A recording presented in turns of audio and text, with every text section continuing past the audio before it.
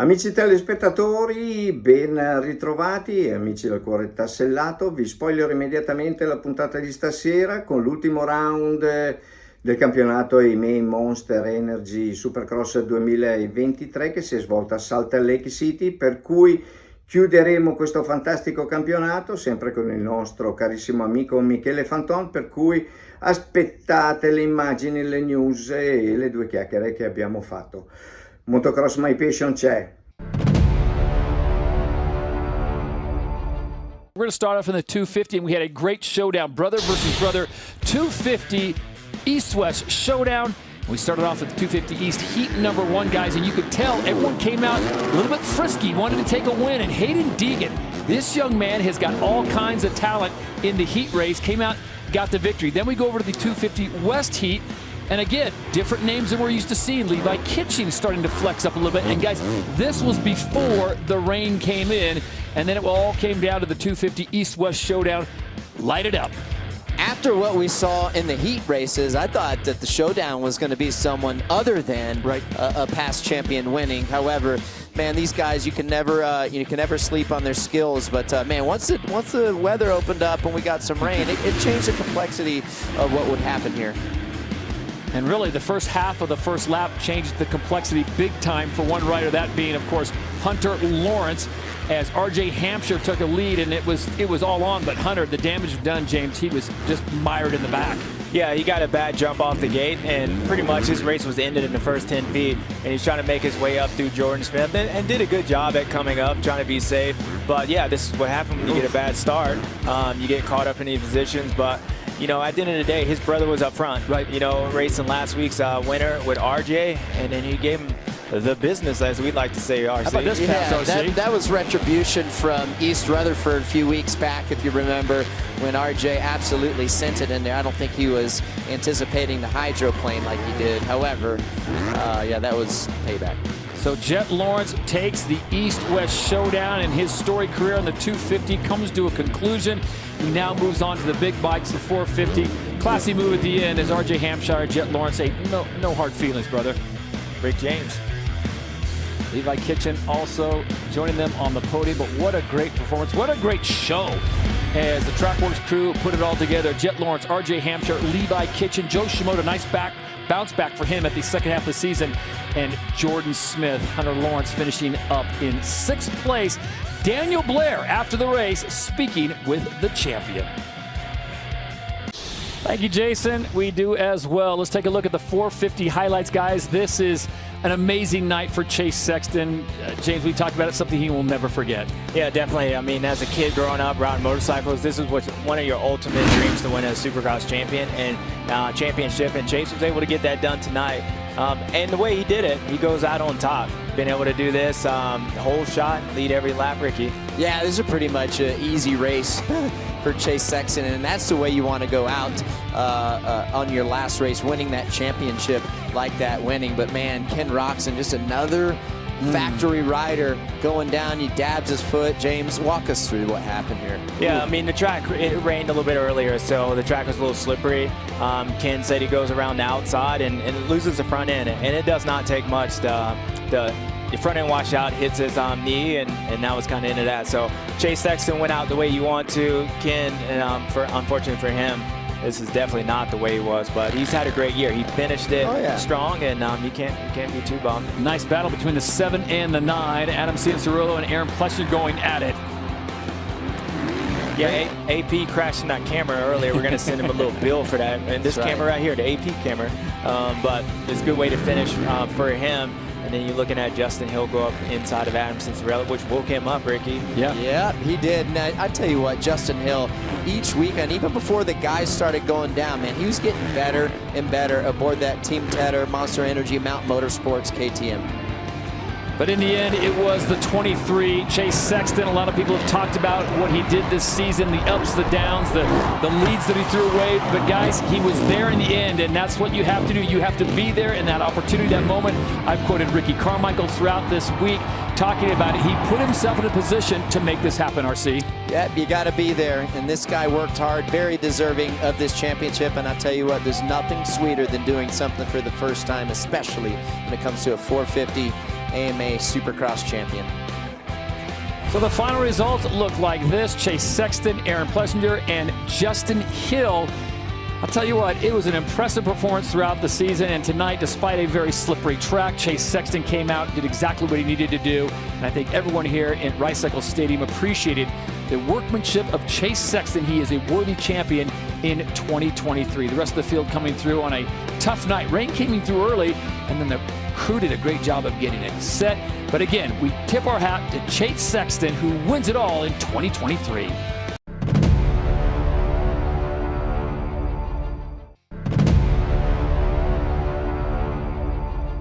Saluto immediatamente Michele Fanton. Ciao Michele.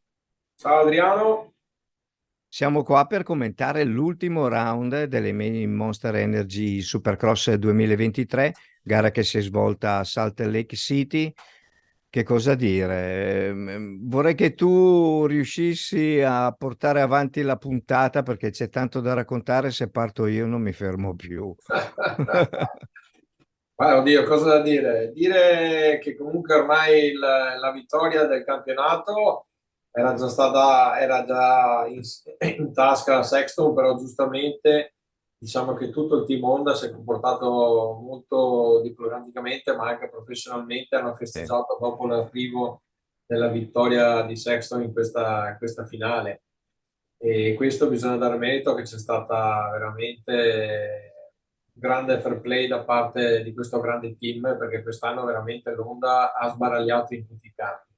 Grande gara di Sexton, anche perché ormai era una passerella, perché Roxen dopo il primo passaggio si è infortunato a un ginocchio, per cui quello che poteva, tra parentesi, magari mettergli un po' le pulci sulle orecchie era lui, perché tutti gli altri, abbiamo una lista di infortunati che è pazzesca quest'anno, veramente. Sì. Purtroppo è un anno veramente pesante per gli infortuni, c'è da lavorare tanto sulla sicurezza e vedere di cambiare tante cose, dalla cilindrata della moto stanno già parlando, stanno lavorando tutti sui 350, anche se non sono convintissimo di abbassare la cilindrata perché sicuramente avranno già degli sviluppi importanti a livello tecnologico, tecnico-meccanico che porteranno anche i 350 ad avere quelle potenze incredibili che hanno i 4,5 nel giro di un anno o due, per cui forse c'è da fare un pochettino più di attenzione sul trattamento delle piste.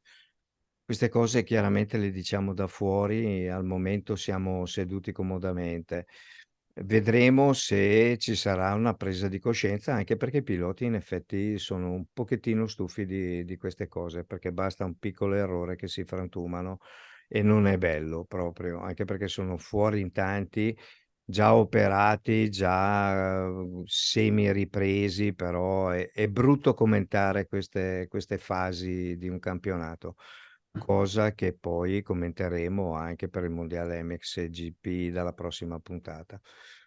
Per cui 3 Honda vincono i 3 campionati, 450, 250 est e 250 ovest, con i fratelli Lorenz che entrano nella storia di diritto.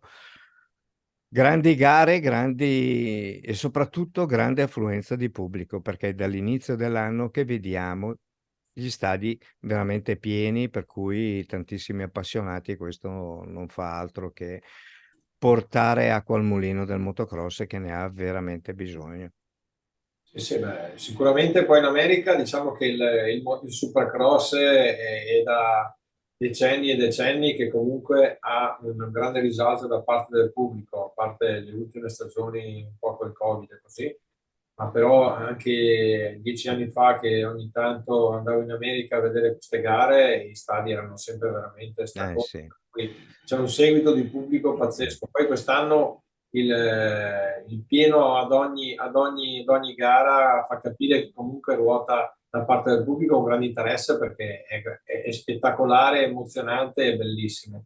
Per cui speriamo che nel futuro trovino, come hai detto tu, delle soluzioni per far sì che comunque i piloti, che sono i primi attori a fare lo spettacolo, Vengano protetti. che vengono protetti. Purtroppo ci vorrebbe un pochettino più di decisione anche da parte dei team manager e delle case, appunto, anche in America per avere più potere contrattuale. Parleremo anche della MXGP che avrebbe bisogno, appunto, nella prossima puntata di una svolta, appunto, da parte dei team e piloti per poter decidere insieme agli organizzatori, che è una cosa importantissima, penso che sia bellissimo, solamente che non si incastrano poi gli interessi economici, no? Poi alla fine parliamo sempre della vil pecunia e andiamo avanti così. Per cui Chase Sexton conquista la tabella super rossa col numero 1 a 372 punti, Eli Tomac. Parlare di Eli Tomac secondo a 339 dopo una stagione veramente fantastica è un pochettino triste, speriamo che si riprenda. Notizie lo daranno al via, non si sa come, quando e dove, per cui ci sono notizie contrastanti e noi aspettiamo solamente le conferme, quelle ufficiali. Però Tomac è sfortunatissimo, anche lui un incidente stranissimo senza cadere, tallone di Achille, tendine, ne avrà per ancora per un minimo 2-3 mesi. Sì, beh, Tomac diciamo che nel suo infortunio veramente è stata una situazione veramente pazzesca perché lui stava affrontando con grande tranquillità le difficoltà della pista e io credo che comunque non sia stato un errore, ma il corpo evidentemente Ha dopo ceduto. ha ceduto, secondo me sì, perché comunque a quei livelli là sei soggetto a grossi carichi di lavoro, grandi allenamenti e prima o dopo il corpo non riesce più a reggere questa mole di lavoro che comunque toma, che sappiamo che lui fisicamente è veramente pazzesco perché io ho visto dei filmati, le tipologie di allenamento che fa sono, per un essere umano normale sono improponibili. Sì, poi quando inserisce il suo Beast Mode, praticamente duplica la velocità, un po' come succede nell'MXGP con Jeffrey Herlings. Ha fatto tutta la gara e anche le gare precedenti facendo degli overjump incredibili, sostenuto da una meccanica e degli assetti molto particolari. L'hanno sempre salvato. Questa volta un piccolo disagio si è trasformato veramente in un grossissimo problema per lui. Volevo Esatto. menzionare in effetti il fair play che menzionavi da parte di Honda, perché Sexton è stato veramente carino durante l'intervista, ha fatto fatica a godere di quel momento perché dice preferivo vincere direttamente con l'avversario con cui ho lottato tutto l'anno. Ma l'ha detto di cuore, per cui questo supporta il fatto che il Supercross e alcuni piloti sono veramente corretti e insomma, dispiace anche loro perché poi o uno o l'altro abbiamo visto Barsha, Anderson, anche loro infortunati, Cooper Webb e così c'è molta vicinanza tra loro. Questa vicinanza dovrebbe essere però gestita in un gruppo e portata poi agli organizzatori. C'è molto fermento in America, devo dire. Io credo che sia comunque necessario e indispensabile avere comunque un riferimento da parte dei piloti dove possono comunque esprimere quello che sono anche i loro problemi e i loro giudizi anche su quello che sono gli aspetti tecnici, dove loro sono i primatori ad affrontare le difficoltà della pista, dove rischiano la pelle Sì. in curva ad ogni salto, per cui devono avere voce in capitolo, perché comunque le dinamiche e le situazioni che si vedono ad ogni gara e ad ogni stagione devono comunque porre rimedio, perché non si può andare avanti in questa maniera, finire le stagioni con 10 piloti ufficiali Sì. avanti a casa, è impossibile. Non è assolutamente bello. Hanno criticato molto il Dragonback dove si è fatto male anche Justin Barsha e così, e hanno detto era una cosa inutile, si poteva evitare, e lì ci sono stati vari incidenti, anche perché poi parliamo sempre dei top driver che hanno appunto gli infortuni, ma ci sono anche tanti privati che si sono fatti male. Adesso non vorrei metterla come un bollettino di guerra, che non mi piace commentare gli incidenti, però in effetti è così. No, vabbè, ma giustamente quello che stai dicendo è che quando si fanno male piloti di basso rango, dove non vengono quasi mai menzionati perché fanno parte della bassa classifica, Sì, la gente se ne accorge anche molto relativamente. Ma quando vediamo un pool di piloti di alto sì, livello, per cui consenziosi, allenati con delle squadre e con delle moto veramente performanti, sì. ridotti a farsi male così, vuol dire che c'è qualcosa che non sta andando bene. Sì, diciamo che l'unico intoppo, incidente brutto è quello che ha subito Cooper Webb, che non c'entra niente alla pista, purtroppo un piccolo errore. Pilota dietro, Sansarullo non è riuscito a evitarlo. Però notizia di oggi, la confermo perché è ufficiale, Cooper Webb partirà per il National appunto fra 2 settimane, per cui è completamente ripreso, e questo ci solleva l'animo di vedere un pilota che torna dietro al cancelletto. Per cui facevo un piccolo riepilogo di quello che è stato il campionato. Chase Sexton, ripeto, 372 punti, Light Tomac 339, anche Cooper Webb, pur infortunato e saltando appunto l'ultima gara, 304 punti. Ken Roczen a pari punti con Cooper Webb, ma Cooper Webb aveva avuto una prestazione migliore nell'ultimo. Justin Barcia quinto, Jason Anderson, che io personalmente a inizio anno lo davo tra i primi tre sicuramente, invece ha faticato tantissimo, è caduto spesso, ha commesso errori e purtroppo si è anche fatto male. Plessinger, Plessinger, anche lui lo vedevo un pochettino più avanti, perché è sempre stato velocissimo in prova, ha avuto tantissimi giri migliori, però insomma finisce settimo. Quello che mi ha impressionato è Justin Hill, che comunque è ottavo in campionato. Sansarulo, Wilson, Melkerrat, Christian Craig, anche lui purtroppo fuori praticamente da molte gare. Josh Hill, Colton Nichols che ha confermato la sua partecipazione al campionato mondiale Supercross, con la prima gara a Birmingham, con un team Honda, che non è quello Nils di Giacomo Gariboldi. Comunque, e qua finisce la 4,50. A parlare della 2,50, di che cosa vogliamo parlare? Dei fratelli Lawrence, per cui Vabbè, parti. non c'è assolutamente altra cosa da dover parlare, la dimostrazione con i fatti e i risultati, quello che veramente hanno saputo fare in tutta la stagione, a dimostrazione della loro supremazia, ma Sì, supportati sicuramente anche da un grande mezzo, perché comunque l'Onda in America su due mezzo lavora tantissimo e sì. i risultati ne danno pienamente ragione. Hanno due Ah. piloti grandissimi, però le moto sono veramente performanti. Per cui un Jeff Lawrence che ha voluto onorare la sua vittoria di Il suo campionato, campionato. questa grande vittoria, e purtroppo il fratello è incappato in una brutta partenza e con la scivolatina è finito sesto, però comunque nulla toglie che anche il potenziale di questa ragazza è molto alto. Eh sì, perché Hunter Lawrence comunque vince con 241 punti su Hayden Deegan, rookie dell'anno, Sì. 17, quasi 18 anni. Le aspettative su questo ragazzo qua le avevamo già prima anche nelle classifiche, diciamo, delle gare non dei professionisti. Ha vinto praticamente tutto quello che c'era da vincere, e in sella a una moto super competitiva che è quella della Star Racing, Yamaha. Ne vedremo delle belle quest'altro anno con Deegan.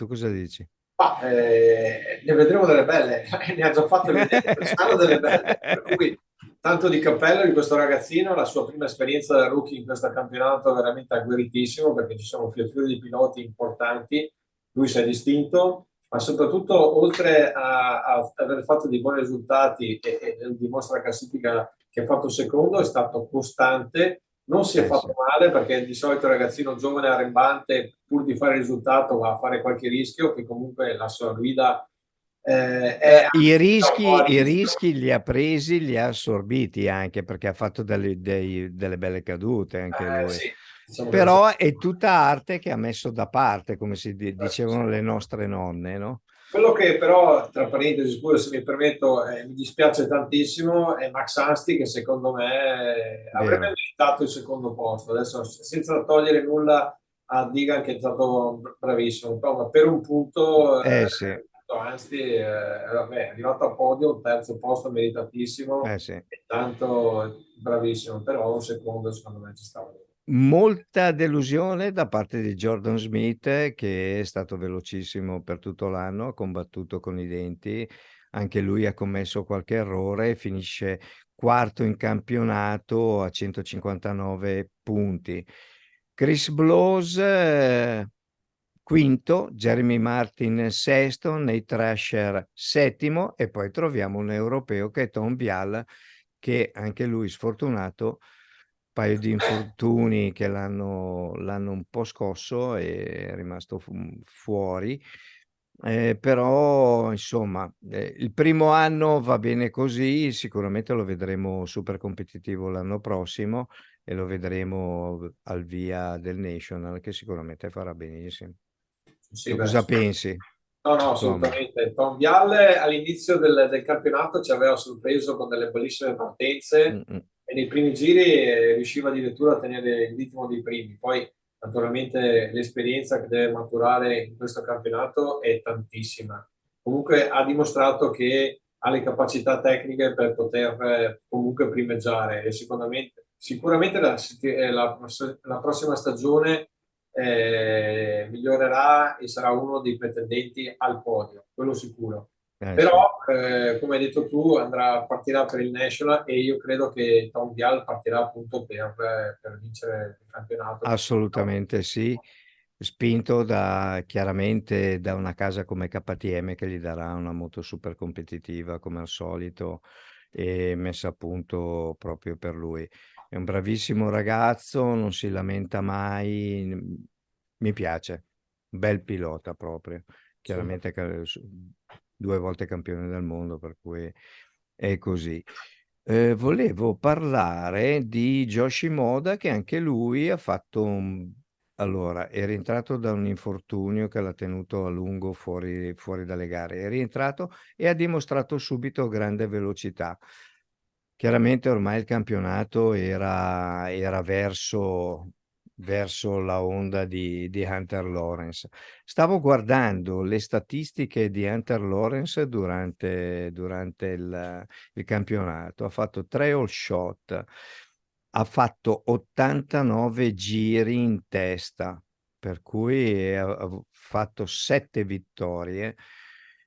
Ha ottenuto 7 vittorie, per cui il campionato meritatissimo, ecco. Vabbè. Cioè un campionato che è stato emozionante eh, per tutti, per i piloti, meno quelli infortunati che sicuramente avranno qualche rammarico, per il pubblico che ha seguito questo campionato a livello internazionale in modo massivo, perché i dati anche dello streaming TV, anche Motocross My Passion, sono anni che sta spingendo il Supercross a tutti i livelli, per cui una piccola parte, lo 0,001% me la prendo volentieri. Assolutamente te la merita perché insomma sei uno che ci crede, ci ha sempre Sì, creduto e sta lavorando per ottenere i risultati e è quest'anno così. vedo che come apprezzamento ma anche come seguito è stato veramente molto buono. Bravo, Sì.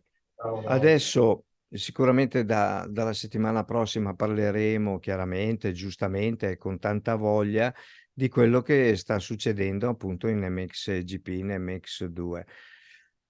Vorrei partire subito a parlarne, ma purtroppo il tempo è tiranno, dicono, e devo rimanere nei tempi televisivi per poter mandare in onda la puntata. Vuoi aggiungere qualcosa? C'è qualche novità all'Ovolo? Parliamo un po' anche un minuto e mezzo delle nostre di cose.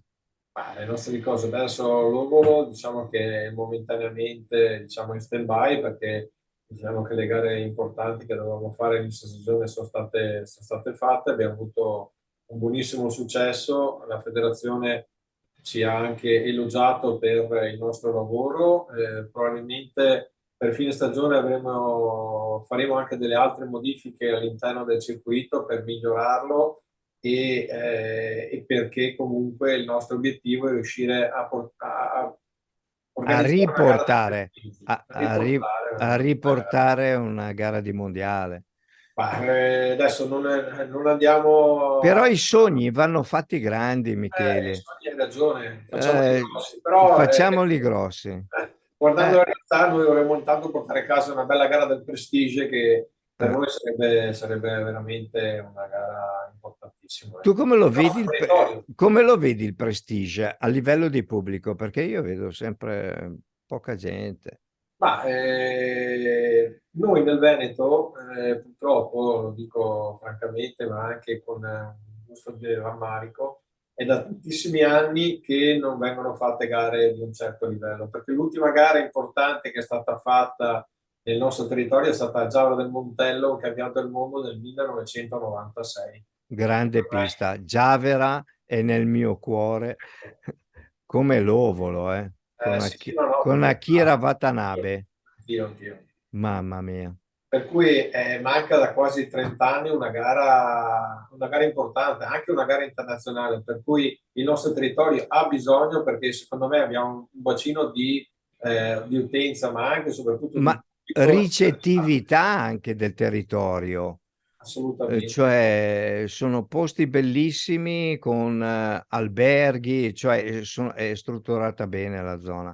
Per cui dita incrociate, Michele, sono sicuro che prima o poi riuscirai e riuscirete a riportare dove era l'Ovolo una volta e magari con qualche passo in avanti. Per cui grande lavoro da parte tua e dei tuoi collaboratori e di tutto lo staff, appunto di Lovolo. Ricordiamo che è possibile venire anche a girare amatorialmente. Dammi gli orari e i giorni di No, apertura. la pista naturalmente al giovedì pomeriggio da mezzogiorno fino alla sera è aperto a tutti e il sabato pomeriggio e la domenica tutto il giorno, dove c'è anche un'abbondante annaffiatura per evitare appunto polvere Allora, e trovare una pista. sull'abbondante sì, infiammatura, innaffiatura, c'è anche l'infiammatura, ma è un'altra cosa. Ha piovuto a raffica negli ultimi 10 giorni, siamo rimasti chiusi praticamente in casa senza andare a girare. Quello che Si sta aprendo adesso, oggi c'erano 31 gradi, per cui le piste adesso saranno calienti. sicuro. Con questo io vi saluto caramente, amici telespettatori, vi auguro un buon proseguimento, seguite Motocross My Passion. Michele Fanton, se vuoi salutare gli amici a casa. Assolutamente, intanto un grosso saluto a te, ma a tutti gli appassionati che ci seguono Sempre costantemente. più numerosi, questo mi fa E piacere. poi il nostro slogan, viva sempre il motocross. Quello sempre. Per cui ci saranno immagini, altre interviste, altre cose belle appunto all'interno della puntata, per cui seguiteci e noi vi diamo appuntamento la settimana prossima, sempre qua su Motocross My Passion e sui nostri canali social, YouTube Motocross My Passion TV, dove vengono messe in onda le puntate andate in onda televisivamente, per cui le potete godere come e quando volete. La nostra pagina web che è www.motocrossmypassion.it, per cui avanti tutta. Stasera non faccio la chiusa da solo, ma la faccio con te, per cui salutiamo tutti e diamo l'appuntamento alla settimana prossima. Ciao ragazzi, ciao Adriano.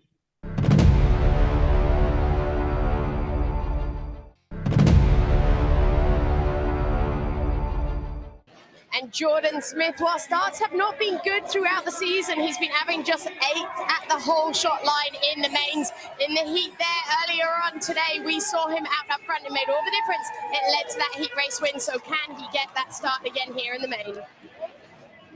And it's time for Hunter Lawrence to win a Supercross championship. We look back to the beginning stages of his career here.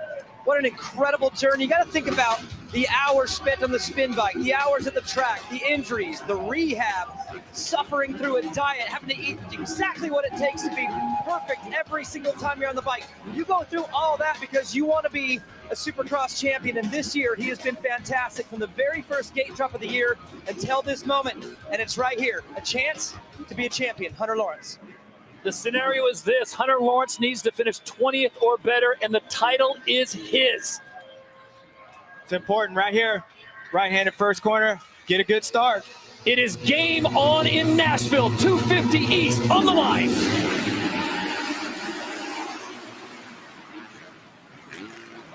And he does exactly what he needs to do. What a recovery by Hunter. He almost ran into the gate, but he recovered. It's like we got, Ooh!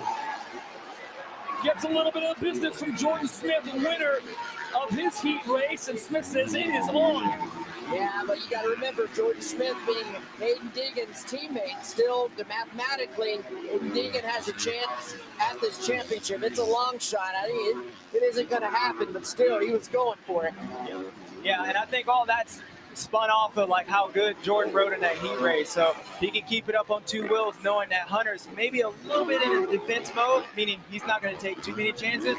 Maybe it's an opportunity for these guys to get it. Watch the number 96 on that red Honda of Hunter Lawrence. He's going to stop Jordan Smith. He's going to sit, follow. And I think he's going to wait for the pass to open up, boom, and make it. Yeah, 15 minutes plus 1 lap, James. Now, the one thing that's with Hunter, he's got to worry. Jordan's had a few bobbles this year. He had some crashes and stuff. So there's some guys that you don't mind following. Like, I didn't mind following you because I knew you were going to stay up. Some other guys I won't want to follow because, you know, things might happen. So I expect if Hunter can get around them, he's probably going to try to do that.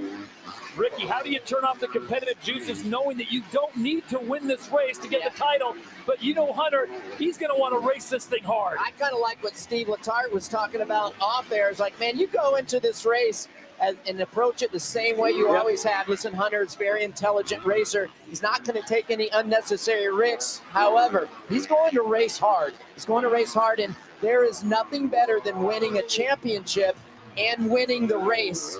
Yeah, and I feel like with Jordan being in front of him, making a pass, Ricky, it might actually help Hunter because now he's got to be concentrated on the race compared to if he was out front by himself or by himself in general, he'd be focused like, okay, not making a mistake. Right now, he's got a battle. So, and if he doesn't watch out, you got Joe Shimoda just made a pass on Jeremy Martin. He's coming up, and he's another guy that would like to win one of these races as well.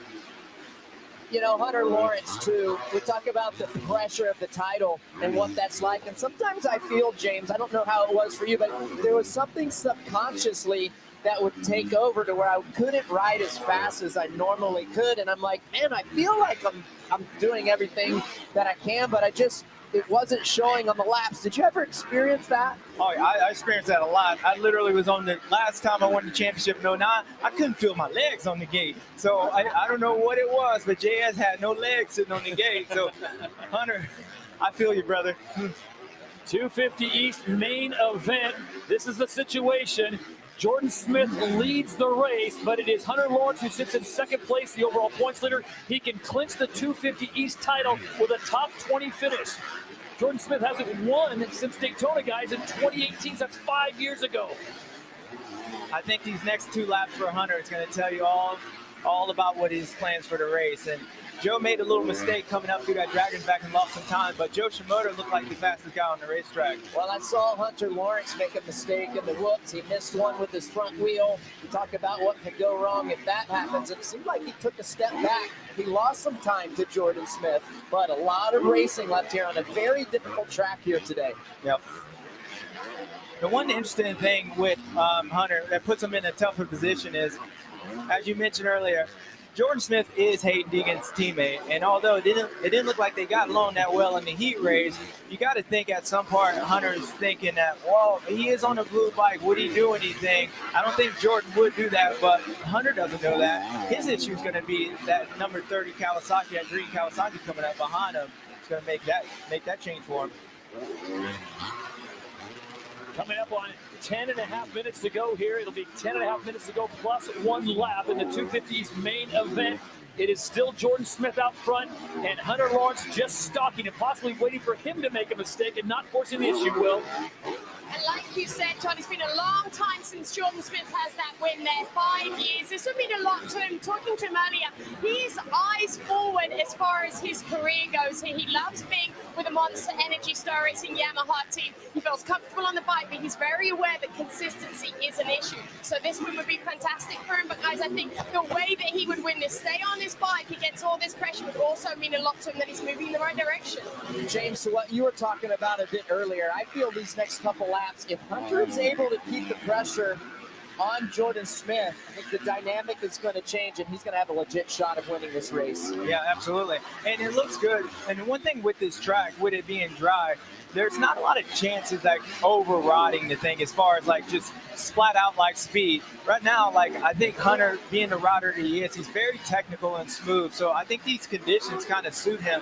So even though he's got a championship, he's probably pretty comfortable with the track conditions. The only thing that's maybe going to get a little uncomfortable if number 30 comes up and starts racing him.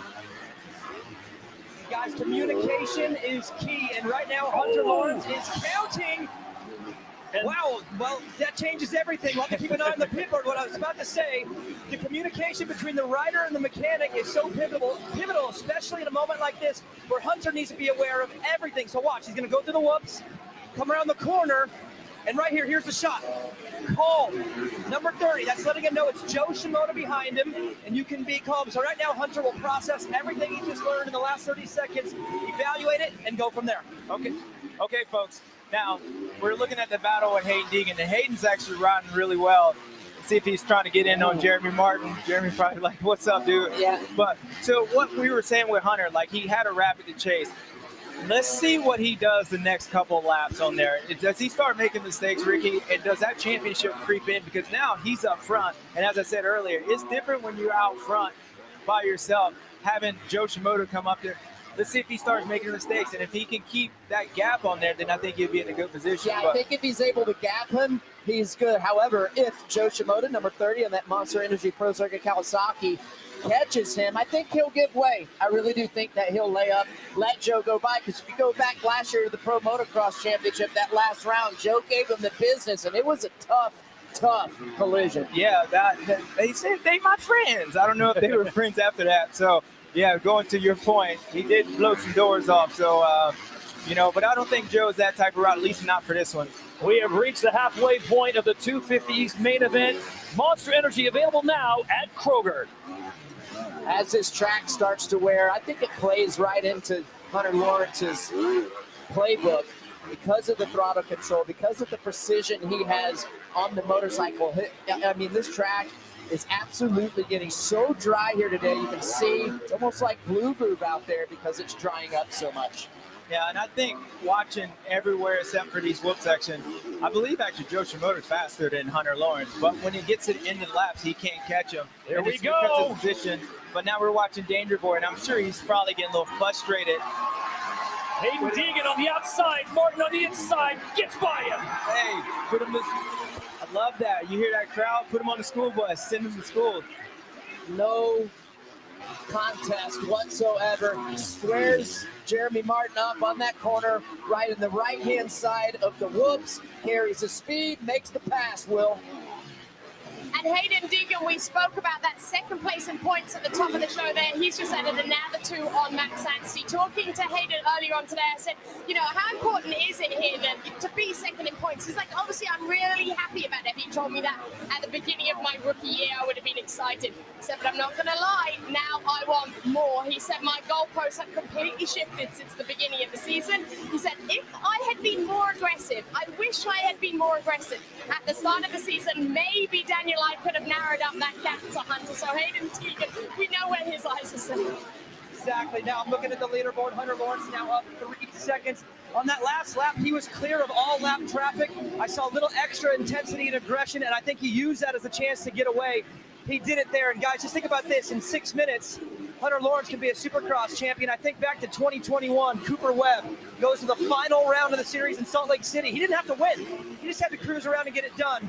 But he went out and won the race to make a statement and say, hey, this is my championship. I'm even winning when I don't have to. And Hunter Lawrence is doing that right now. So Hunter Lawrence taking care of business right now. He is the overall leader in the 250 East class by 49 points. Then it gets interesting because Hayden Deegan is charging hard, guys. He has got a 1-point lead on Max Anstey for second place.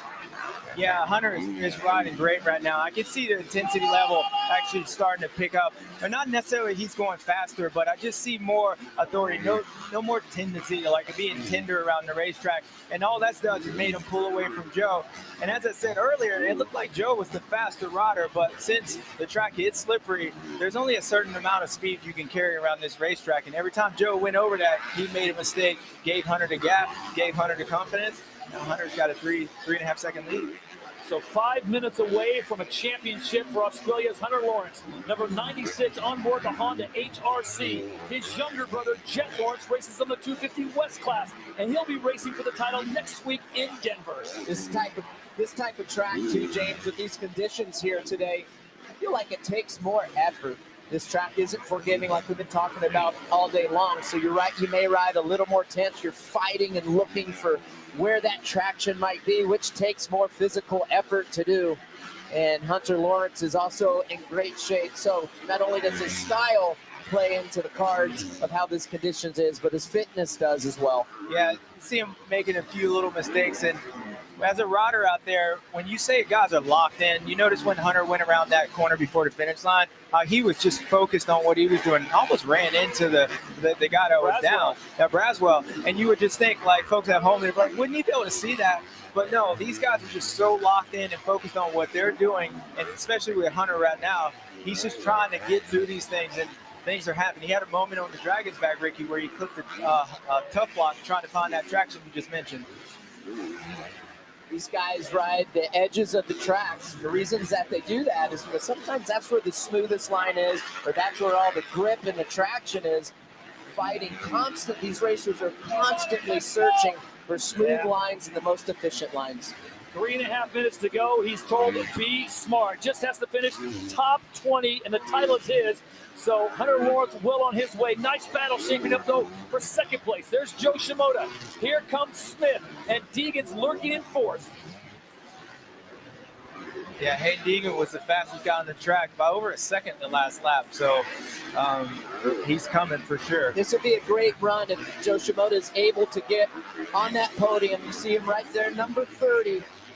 Pro Circuit Monster Energy Kawasaki coming in basically towards the end of the season.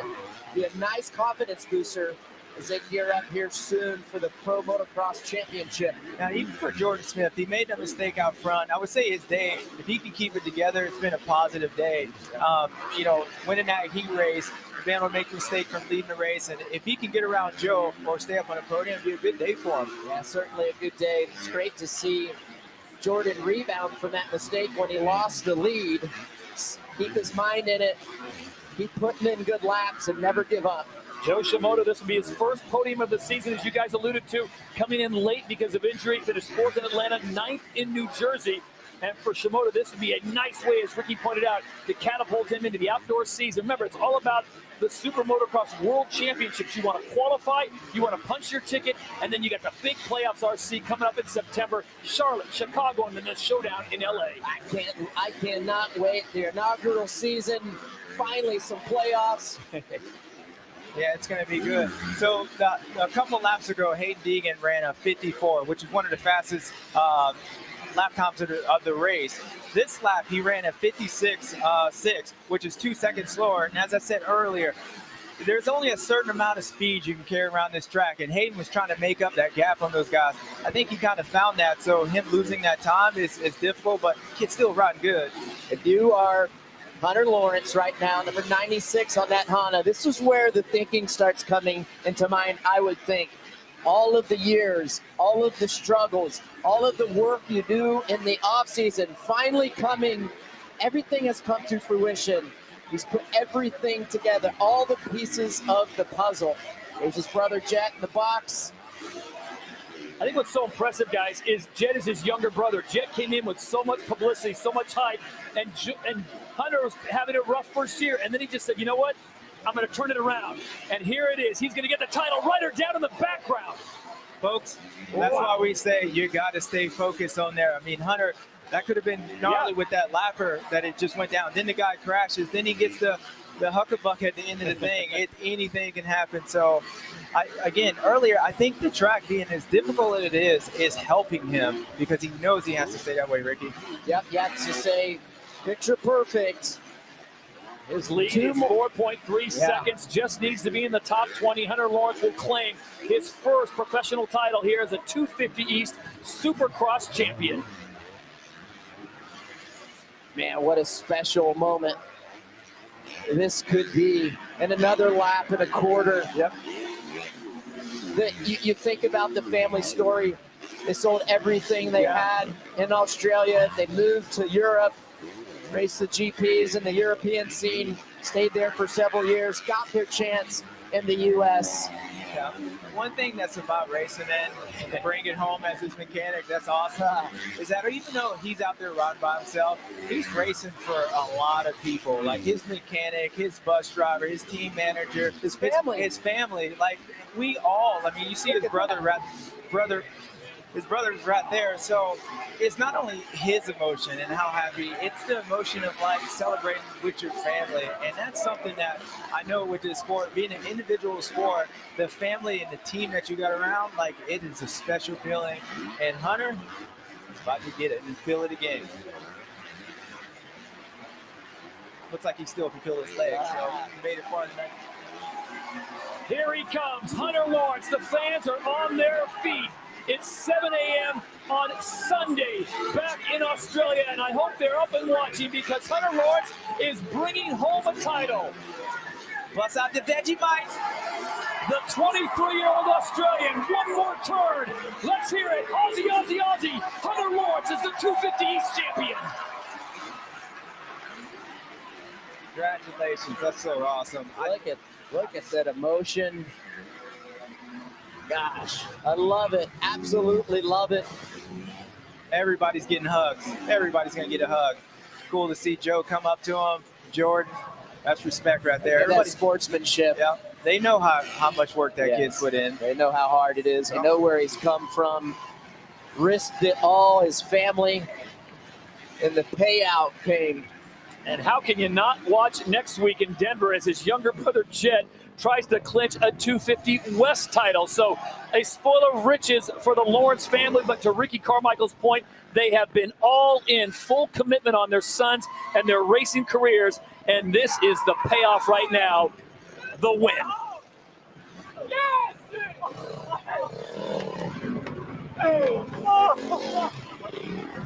I hope all my Australians, y'all love seeing this. This is awesome.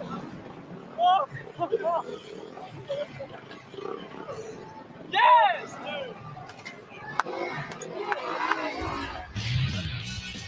Hunter Lawrence, the 250 East champion. We will speak to him when we return to Nashville.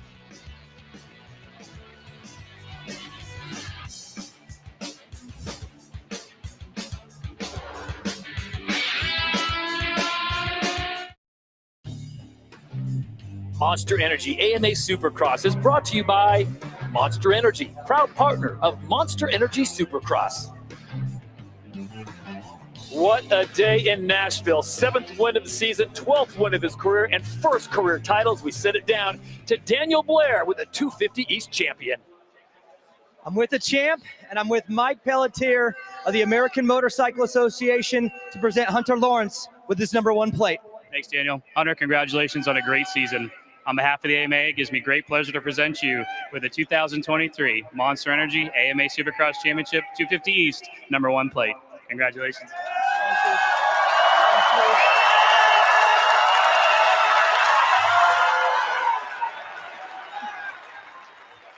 Hunter, congratulations. When you came off the track, everybody rushed to you. They all wanted to talk to you, but now it's your turn to talk. to thank the fans, the friends, the family that you've made here in the U.S., in Europe, back home in Australia. Hunter Lawrence, you're a champion, and it's your turn to talk.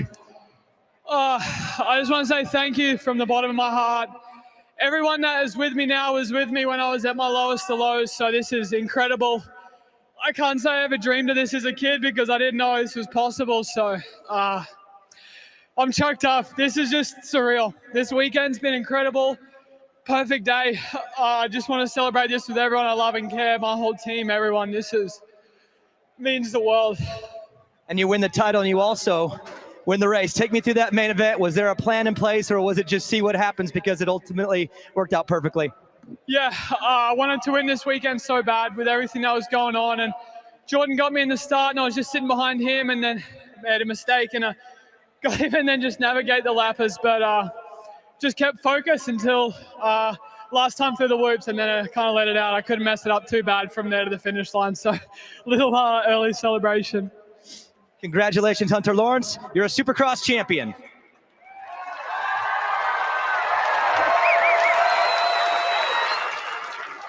What an amazing moment here in Nashville, Tennessee. And once again, Ryan Dudley, thank you so much for what you did. Australian Hunter Lawrence with the exclamation point is the 250 East champion in 2023.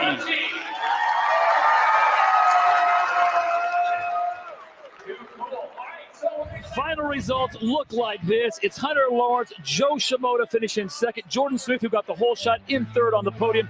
Hayden Deegan was coming hard. You come in there, 17 years of age, finishes in fourth.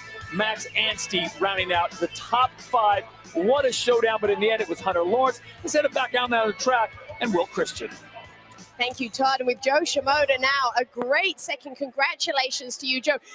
This is only your third Supercross race back there, having had to sit out the beginning of the season. Are you surprised how quickly you got back into the groove, and what does this tell you about what's coming in the future? Just want to tell you, thanks so much to my family, team, and everyone who believed in me. Last couple months, a lot of cut sitting, and it's not fun. So just to be out here is awesome to me, and thank you guys so much, and we just keep pushing. And let's do this thing. Well deserved. Thank you so much, Joe. Congratulations. There's his dad, Darren Hunter Lawrence, and the family is here for the weekend. Word on the street is there'll be a little bit of a party tonight, so I feel bad for the folks that are sharing a hotel room or floor with the Lawrence family RC, because it is going to be on. Johnny O'Mara, Supercross legend, his riding coach is also there as well. So we're just getting started with this Australian Honda HRC party. There are the points. 250 East ends with Hunter Lawrence 224, 56 points clear of Hayden Deegan with 7 wins. Max Anstey on the podium, edging out Jordan Smith and Chris Boyle as the top 5 as we send it back down onto the track. Celebration continues here in Nashville. Here's Daniel.